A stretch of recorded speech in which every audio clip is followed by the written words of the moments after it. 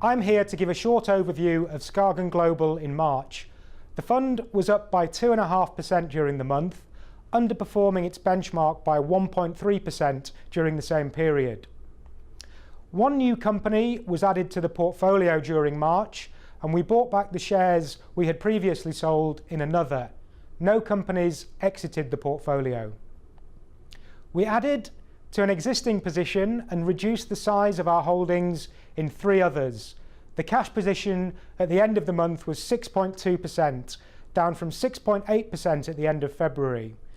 The portfolio remains attractively valued on a price to earnings and price to book value basis in absolute terms and relative to both the benchmark and the historic average of the fund.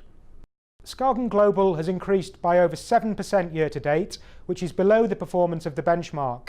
From a longer term perspective, it has delivered annualized returns of nearly 16% since inception in 1997, which is over 13% better than the index. Looking at the drivers of performance year to date, Citigroup tops the winners list by quite a distance. The US Bank, which is the second largest holding in the fund, was the best contributor in March, as new efficiency targets set by the new CEO, Michael Corbett, were well received by the market.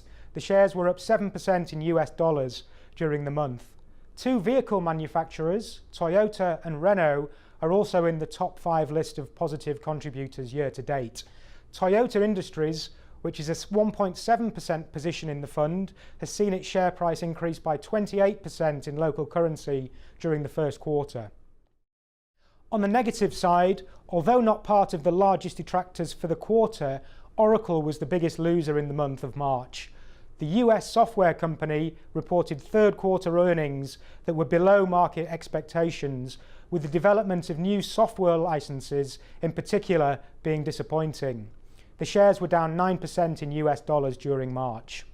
Looking at the list for the quarter, China Unicom, which is a 2% position in the fund, has been the biggest drag on performance. Its share price has been weak due to fears that an earlier than expected rollout of 4G infrastructure in China will negatively impact Unicom's window of opportunity in 3G. We don't think this fundamentally changes the investment case for the company, and the full year results, which were announced last month, seem to support our conviction in the business.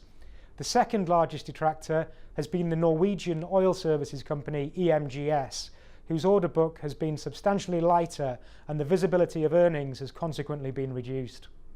Looking at the composition of the portfolio, there were a few changes in March.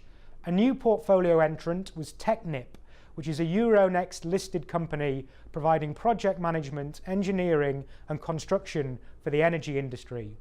It has a strong position in the offshore and subsea market with a solid balance sheet and a good backlog of orders. We see a growing demand for subsea installation projects going forward, and the company looks attractive on valuation grounds, with the share price having fallen following a profit warning from one of its peers.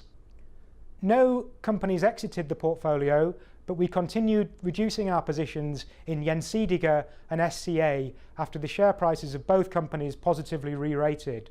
We also reduced our position in TE Connectivity for valuation reasons. That's all for this month. Thank you for watching, and for more information, please visit the SKAGEN Global section of the SKAGEN website.